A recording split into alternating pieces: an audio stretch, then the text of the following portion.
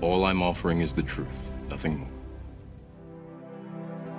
In the island of Hawaii, you meet people of every ethnic group and of diverse religious beliefs, living together harmoniously, peacefully, and enjoying the sunshine of God's love. I visited all these islands many times.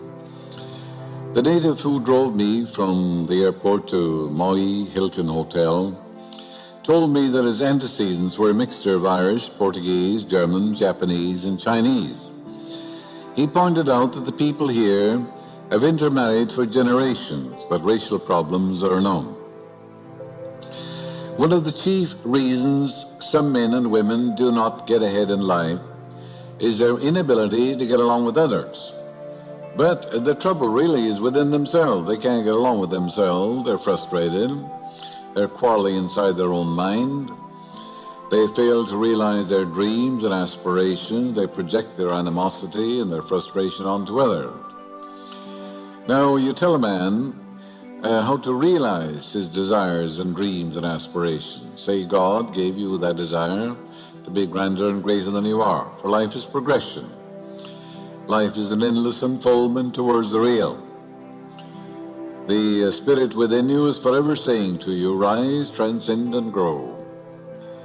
The murmurings, the whisperings of our heartstrings are always lifer. Then you say, Infinite Spirit, which gave me this desire, reveal the perfect plan for its unfoldment in divine law and divine order. And nourish it and sustain it. The door will open up for you. But a man not knowing the laws of mind and how to achieve his goals in life becomes frustrated and bottled up inside himself. Millions of people rub others the wrong way. Oftentimes their attitude of pomposity is tactless and offensive. The best way to get along with others is to salute the divinity in the other person and to realize that every man and woman is an epitome or example of the entire human race. The divinity is in every man, for all men are God made manifest. There's only one being, called no man on earth your father. There's one which is your Father, which is in heaven. And the Father is the life principle, the common progenitor, the Father of all. So all religions in the world say our Father, so we're all intimately related. Therefore, to hurt another is to hurt myself. Perhaps in my stupidity I don't know it, but nevertheless it's absolutely true. If you wish the other fellow will fail, well, you're thinking of failure, aren't you? Your thought is creative and you'll fail. Maybe he believes in prosperity and success, and he prospers like the green bay tree. But you're the dope. You're the one who's suffering. Every person who walks the earth is a son or daughter of the infinite intelligence and presence and power. There's only one power. When we respect and honor the divinity within ourselves, we will automatically reveal and honor and revere and honor the divinity in the other person. But you see, love thy neighbor as thyself. People are confused about that. They say, how can I love that fella next door? He beats his wife, he comes home drunk, he's mean to the children. It has nothing at all to do with it, not a thing in the world. The self of you is God, the higher self. Love in the Bible is not a sentiment, it's not an emotion. All it means is that you have a healthy, reverent, wholesome respect for the divinity which created you, which started your heartbeat, which grows the hair in your head, which gave you the whole world when you were born. It's all here, you know. And the sunshine was here and the air. God gave you richly all things to enjoy. Now, if you don't have a reverent, wholesome respect for the divinity, how in the name of heavens can you respect the divinity of anybody else? You can't. But when you honor this divinity that watches over you, when you're sound asleep, governs your breathing and your heartbeat, circulation of your blood, and your metabolism and all phases of your life, when you respect that and answers your prayer too, then when you respect and honor that, you'll automatically respect it in the other. But if you don't respect it in yourself, you can't honor it in the other. That's why a man can't love his wife or his son or daughter or anybody except he first loves himself. For the self of him is God. God is the living spirit which created him. And love is to give your allegiance and loyalty to the one power. If you're respecting other powers, or giving power to the stars, the sun or the moon, or the weather, or the strawberries, or the fan or something, then you're giving allegiance to the created thing, not to the Creator. Thou shalt have no other gods before me, for I, the Lord thy God, am a jealous God. Jealous in the sense that you mustn't know another. The power is one and indivisible, moves as unity and harmony. Nothing to oppose it or thwart it or vitiate it. Therefore you give recognition, honor, allegiance to the one power. Then you're loving God in the biblical sense. Then all things are added to you. Then you don't place another person on a pedestal and say, well, look, this person can block my good. Then you're unjust to yourself. While visiting one of the chain of hotels in the district of Maui, I had an interesting conversation with the waiter. He told me that every year an eccentric millionaire from the mainland visited the hotel. This visitor proved to be a miserly type who hated to give a waiter or a bellboy a tip. He was churlish, ill-mannered, rude, and just plain ordinary. Nothing satisfied him. He was constantly complaining about the food and the service, and he snarled at the waiter whenever he served him. This waiter said to me, I realized he was a sick man, or kahuna. A kahuna is a native Hawaiian priest. Says that when men are like that, there's something eating them inside. So I decided to kill him with kindness.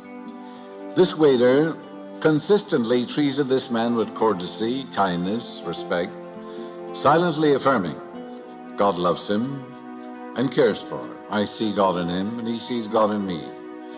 He practiced this technique for about a month, at the end of which time this eccentric millionaire, for the first time, said, Good morning, Tony. How's the weather? You're the best waiter I have ever had. Tony told me, I almost fainted. I expected a growl, and I got a compliment.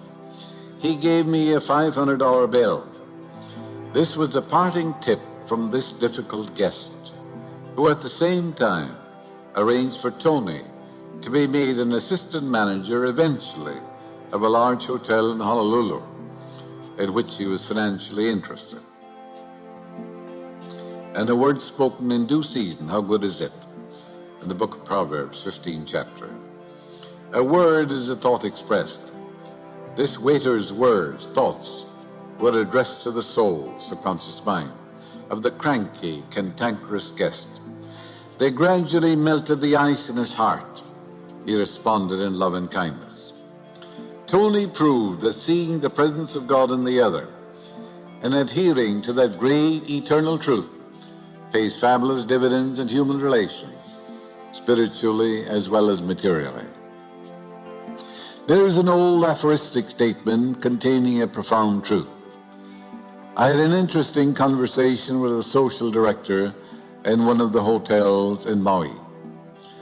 She pointed out that occasionally when she says to a guest, it's a wonderful day, the guest says, what's good about it? I hate the weather here. I don't like anything about this place. She added that she knew that particular guest was emotionally disturbed and driven by some irrational emotion.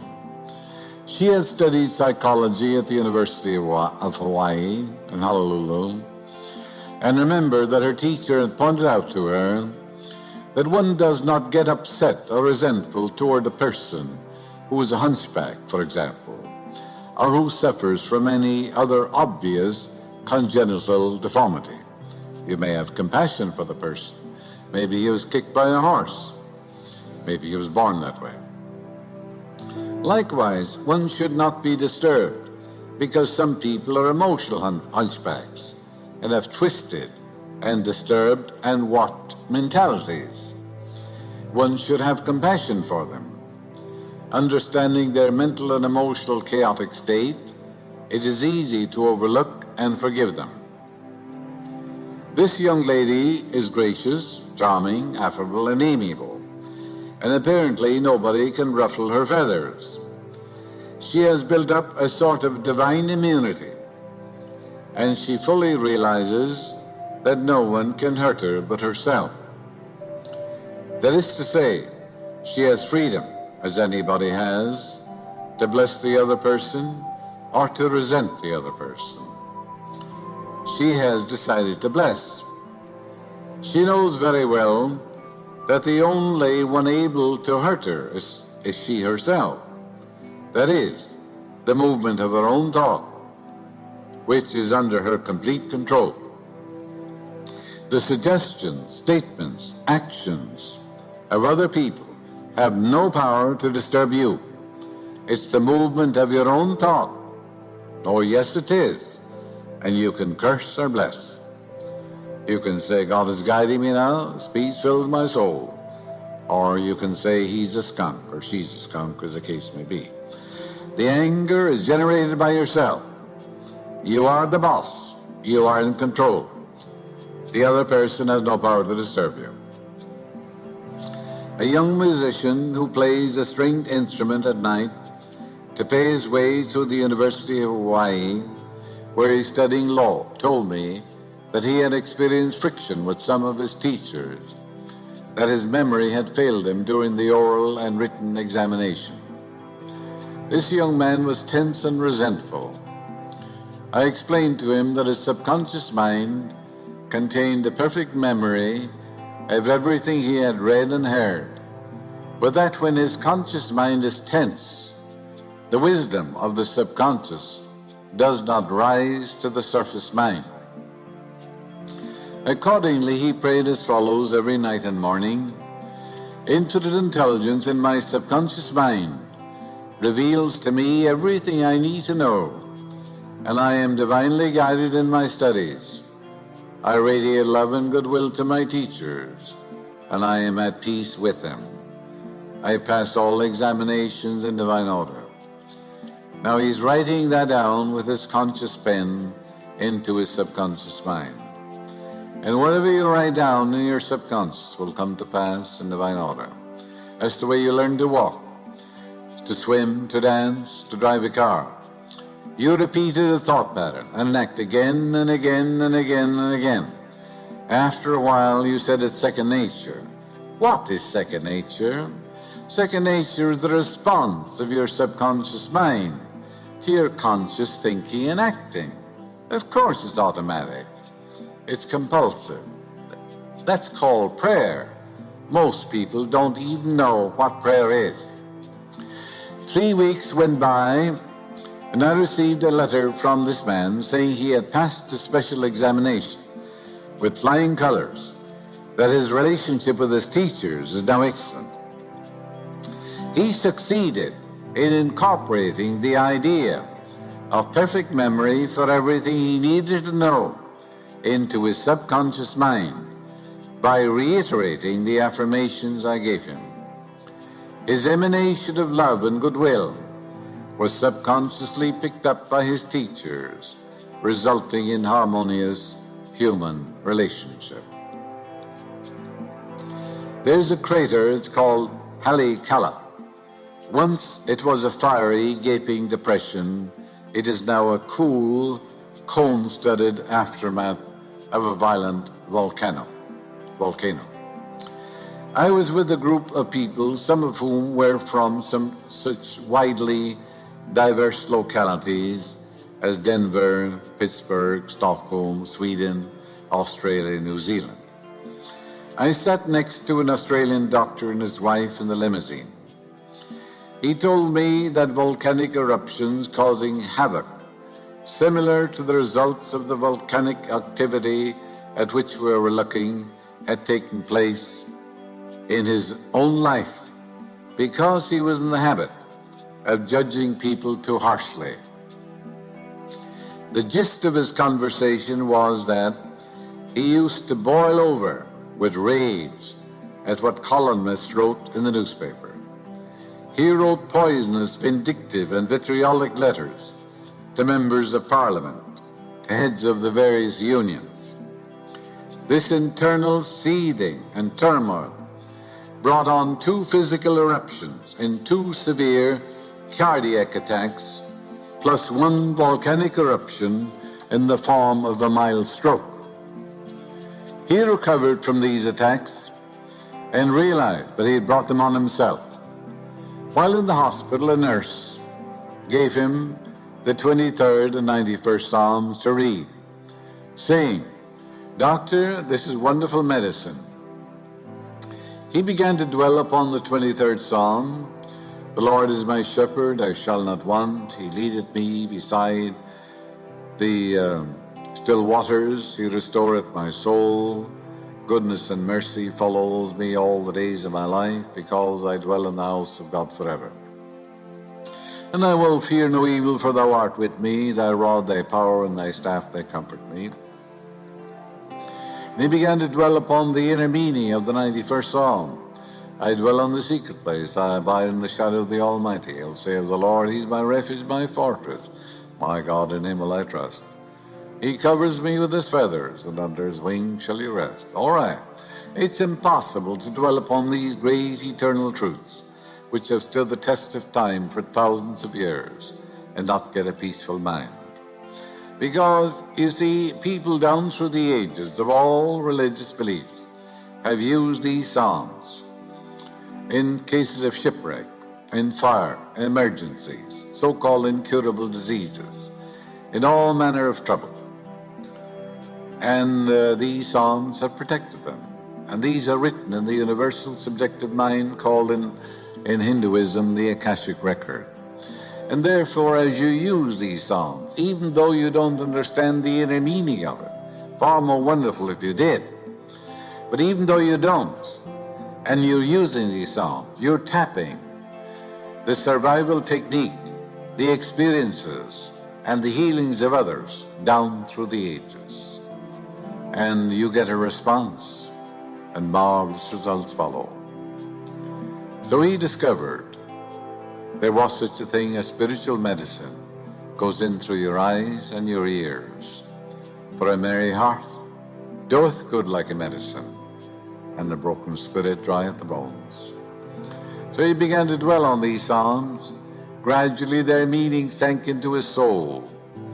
He pointed out that he had long since learned to adjust to people, realizing that they're all conditioned differently, and that this is a world of imperfect human beings striving towards perfection.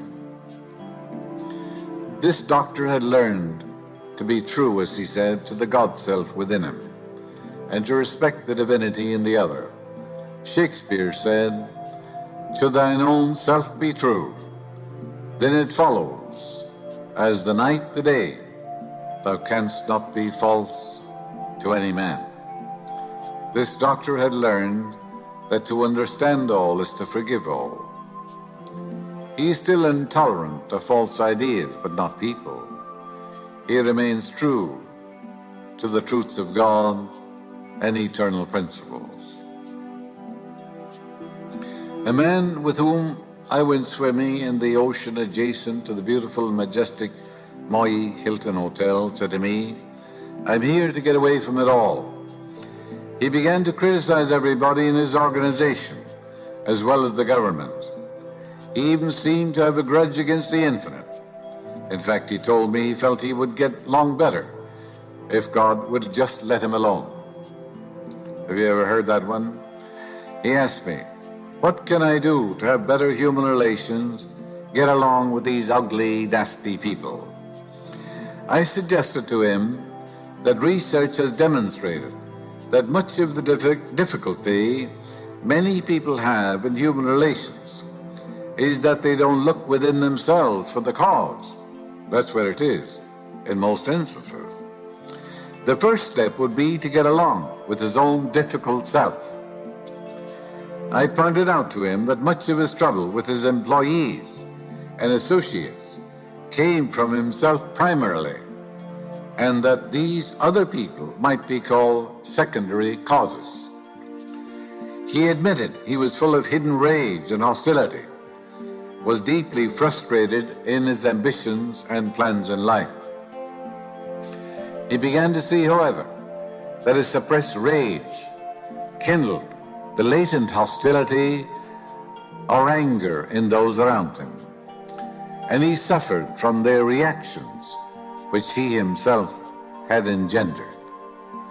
He discovered that what he termed the animosity and hostility of his associates and employees reflected his own hostility and frustration to a great extent. I gave him a spiritual prescription which he was to follow regularly and systematically.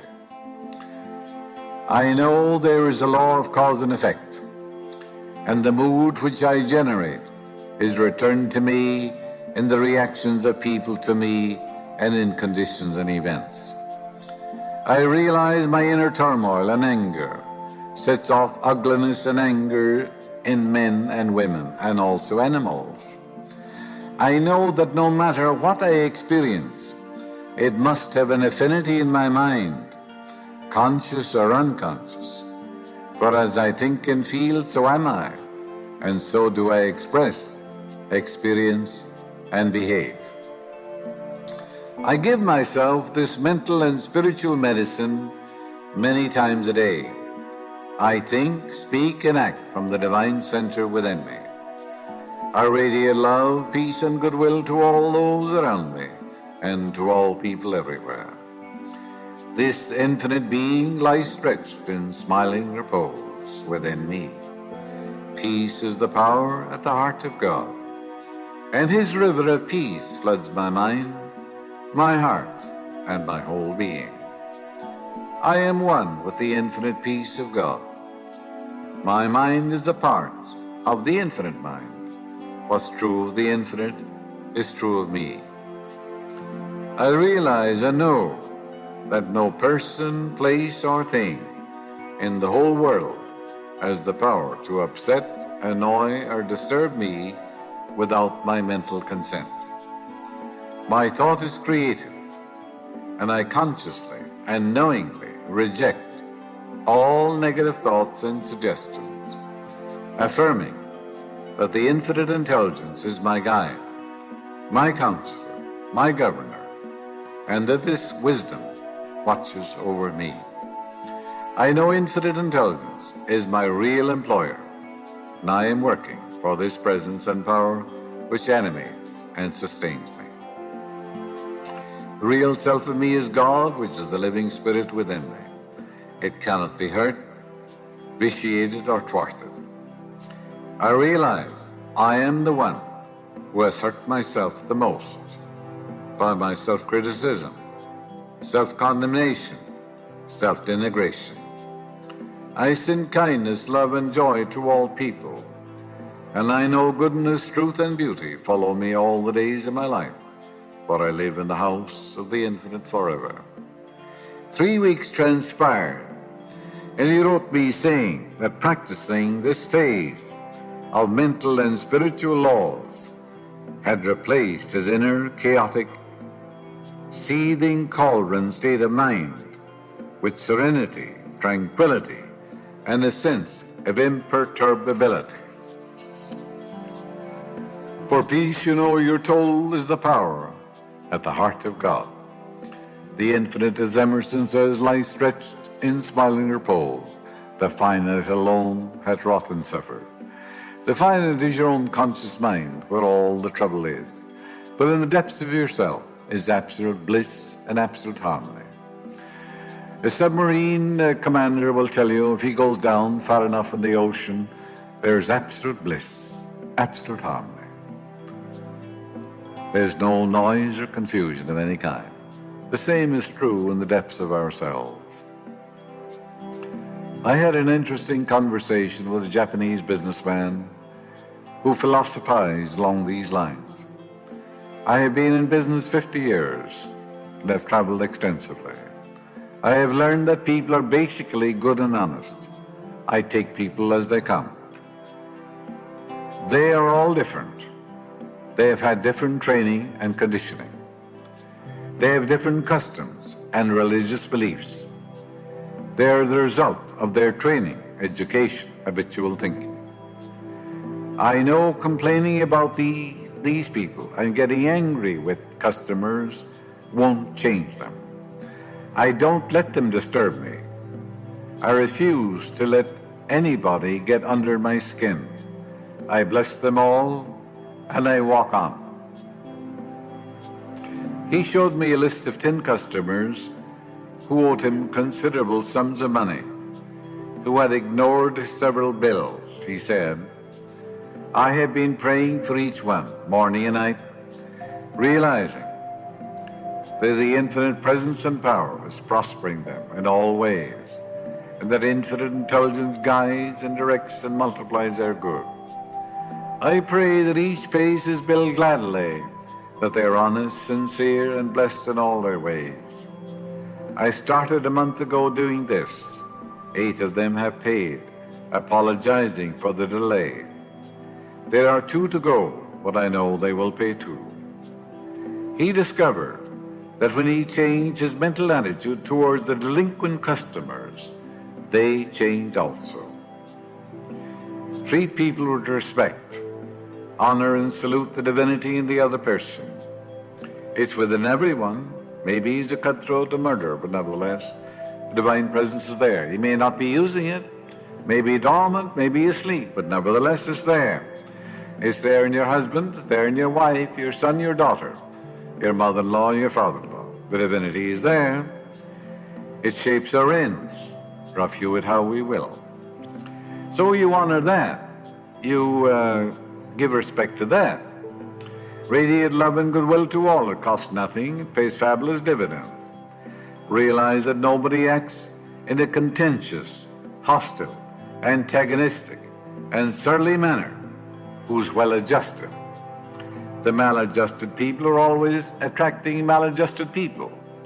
Inharmonious people are always attracting inharmonious associates. Of course they are. Like attracts like, birds of a feather flock together.